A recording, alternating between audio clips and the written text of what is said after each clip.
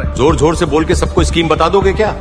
चुप रहो, मुझे सब। इलेक्ट्रॉनिक्स और सूचना प्रौद्योगिकी मंत्रालय ने भारत में 14 साल के इंतजार के बाद digital personal data protection act DPDP नियम 2025 अधिसूचित किया है। यह अधिनियम उच्चतम न्यायालय के 2017 के केस पुट्टास्वामी बनाम भारत संघ वाद निर्णय के अनुपालन में एक महत्वपूर्ण कदम है। गौरतलब है कि इसी वाद में उच्चतम न्यायालय ने निजता के अधिकार से बोल के सबको स्कीम बता दोगे क्या? नमस्कार, दीपाली सिंह एक नई आवाज में आप सभी का बहुत बहुत स्वागत है। मैं दीपाली सिंह आज आपके साथ। आइए जानते हैं क्या है digital personal data protection act.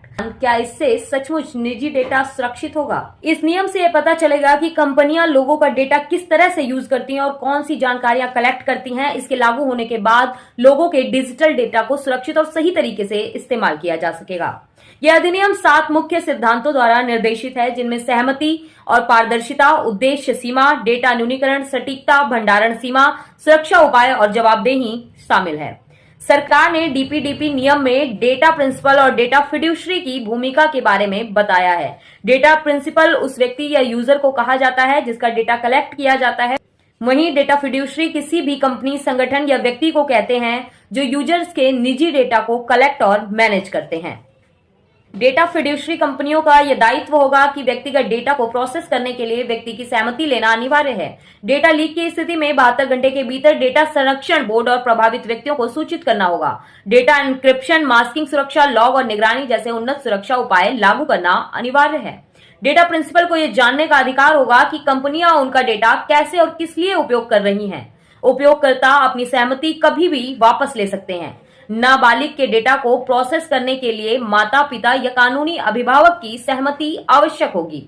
DPDP अधिनियम के कई फायदे हैं, जैसे नागरिकों के डेटा की गोपनीयता और सुरक्षा में वृद्धि, उनके डेटा पर बेहतर नियंत्रण और जवाबदेह पारदर्शिता बढ़ेगी, धोखाधड़ी तथा साइबर अपराधों से बचाव शामिल है। वहीं दूसरी तरफ इसके नकारात्मक पहलुओं में सरकारी शक्तियों का विवेकाधिकार। अधिनियम सरकार को महत्वपूर्ण अधिकार देता है, जैसे विश्वसनीय देशों का निर्धारण करना, जिससे अनिश्चितता पैदा हो सकती है। छोटे व्यवसायों के लिए नियमों का पालन करना जटिल और महंगा होगा।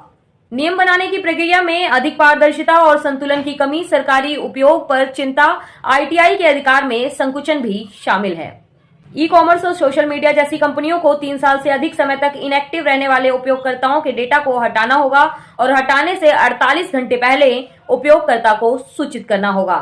डेटा संरक्षण बोर्ड डीपीबी को डेटा उल्लंघन की शिकायतों की जांच करने के लिए दीवानी अदालत की शक्तियां प्राप्त हों। ऐसी ही अन्य जानकारियों के लिए दीपाली सिंह एक नई आवाज को सब्सक्राइब करना ना भूलें। नमस्कार। जोर जोर से बोल के सबको स्कीम बता दोगे क्या? चुप रहो, मुझे सब पता।